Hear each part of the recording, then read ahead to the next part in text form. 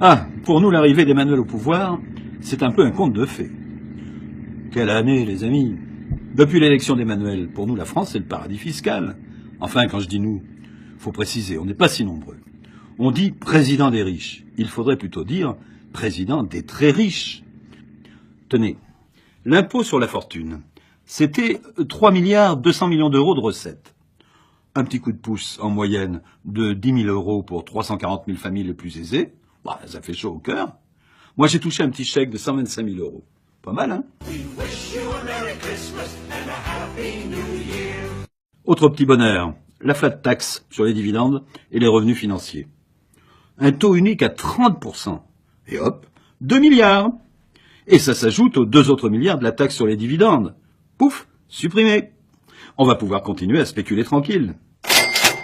Oui, c'est vrai, la France est déjà la championne des dividendes en Europe, avec 55 milliards d'euros versés chaque année aux actionnaires.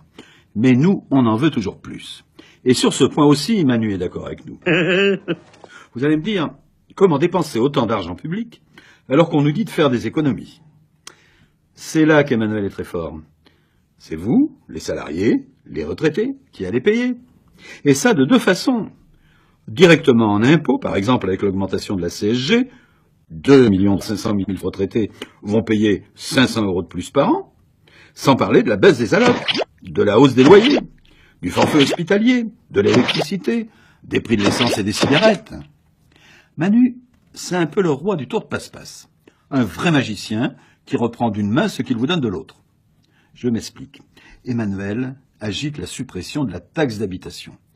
Mais ce qu'il ne vous a pas dit, c'est qu'il n'y a aucune garantie que ces sommes soient compensées pour les collectivités locales.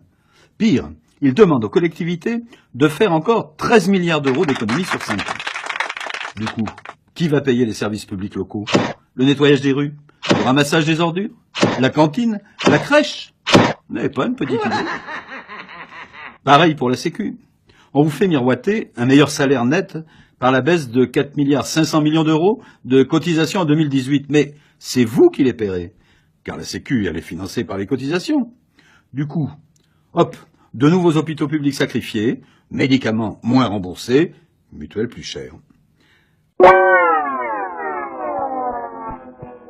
L'objectif d'Emmanuel, 60 milliards pour les riches, 13 milliards d'euros de moins pour les collectivités, 22 milliards pour l'État et 25 milliards pour la Sécu. Et comment on va vous faire avaler tout ça? Tout simplement en vous expliquant que plus la table des riches sera garnie, plus les miettes qui en tomberont seront grosses. La théorie du ruissellement, qu'ils appellent ça. Et voilà le travail.